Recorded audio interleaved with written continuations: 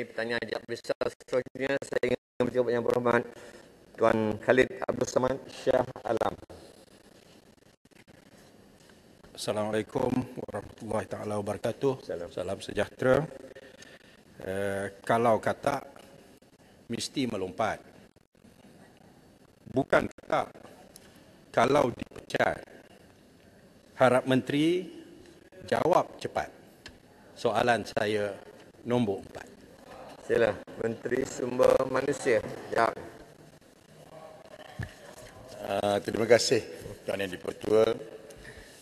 Kepesatan pembangunan teknologi digital, kadar penembusan jalur lebar yang tinggi, terutama di kawasan bandar dan pemilikan telefon pintar di kalangan penduduk Malaysia, telah membuka ruang luas kepada lebih ramai individu untuk membabitkan diri dalam pekerjaan berorientasikan ekonomi gig.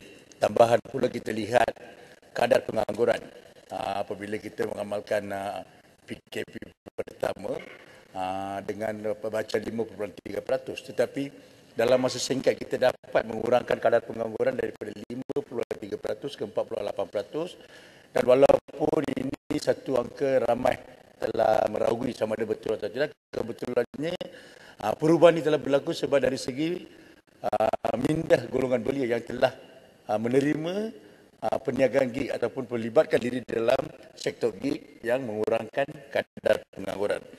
Pekerjaan ekonomi gig tidak hanya terhad kepada menjadi rider, namun turut terbuka kepada pekerjaan bebas iaitu freelancer dengan izin yang menyediakan perkhidmatan profesional kepada majikan, misalnya dalam sektor teknologi maklumat, penjagaan kesihatan, perkhidmatan dalam sektor kewangan dan sebagainya yang berasaskan atas permintaan pekerjaan, on-demand jobs dengan izin Tuan Dipertua.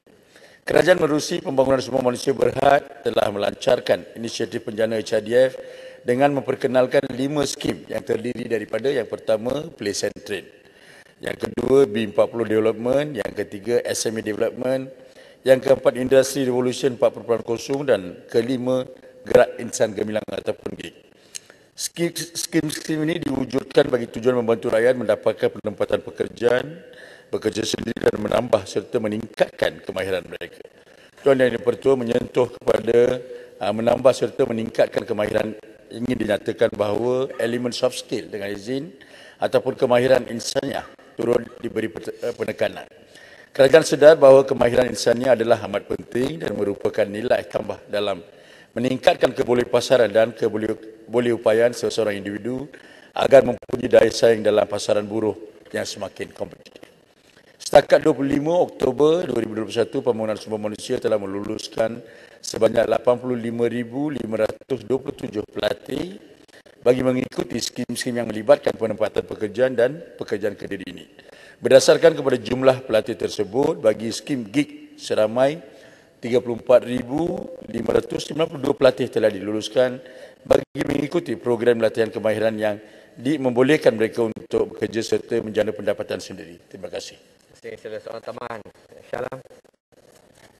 Baik, saya ucapkan terima kasih pada Yang Berhormat Menteri atas jawapan yang diberikan. Kita semua memahami bahawa gig ekonomi ini adalah merupakan satu fenomena yang baru yang soal perundingan, syarat-syarat pekerjaan, benefit untuk pekerja dan sebagainya adalah banyak ditetapkan oleh majikan. It is dengan izin very one-sided negotiation. Maka apa yang perlu ialah kerajaan mesti memberikan perlindungan yang sewajarnya kepada pekerja-pekerja yang terlibat dalam gig ekonomi ini supaya mereka akan terlindung semasa sekarang dan juga pada masa akan datang. So dalam soal itu persoalan nak takrifkan pekerja-pekerja gig ini di bawah Ordinan Akta 265, Ordinan Buruh adalah amat penting, dan adakah ada apa-apa perancangan untuk mentakrifkan pekerja yang terlibat dalam ekonomi gig ini di bawah akta yang sedemikian untuk memberikan perlindungan kepada mereka. Terima kasih. Syalam. Terima kasih Tuan Yang Dipertua. Saya ingin merakamkan terima kasih kepada Yang Berhormat atas keprihatinan terhadap pekerja gig. Tuan yang diperlukan kebetulannya dalam keadaan MCO 1, 2 dan 3. Pekerja gig ini telah memainkan peranan yang cukup penting dalam negara ini. Kita tidak boleh menafikan, mereka telah banyak menyumbang. Saya setuju dengan pandangan yang berhormat, mereka perlu diberi pengiktirafan yang untuk menjaminkan masa depan yang selesa. Yang kedua, perniagaan gig ekonomi akan menjadi budaya baru, norma baru di mana alah baru kita akan berteruskan dengan gig ekonomi, peluang-peluang pekerjaan dalam gig ekonomi.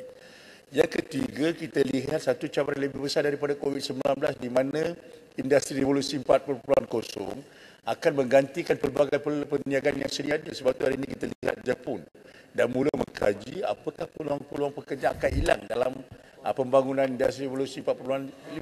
Mereka telah mengkaji lebih mendalam dengan slogan pembangunan semua manusia 5.0. Maka peringkat pertama, walaupun kita tidak ada dasar, di peringkat awal kita memang ada dasar, tetapi Kementerian Semua Manusia telah memberi yang pertama, kita memberi jaringan keselamatan, social protection melalui perkeso. Itu yang pertama kita betul. Hari ini kita lihat satu perubahan besar di mana Mahkamah United Kingdom telah mengiktirafkan bahawa pekerja-pekerja gig ekonomi perlu diberi layanan yang sama seperti kerja-kerja lain. Maka Kementerian Semua Manusia sedang memperhalusi dan memelihara langkah-langkah positif supaya kita memberi satu perlindungan seperti pekerja-pekerja lain. Maka saya bagi kepada jaminan yang berhormat, saya sebagai Menteri Semua Manusia cukup prihatin terhadap pekerja-pekerja gig ekonomi dan kementerian sedang mengkaji dalam masa terdekat kita akan membentang dalam Yang Mulia ini satu dasar baru untuk hak mereka. Terima kasih Tuan Dipertua. Tambahan kedua saya jemput Yang Berhormat, yang diri dulu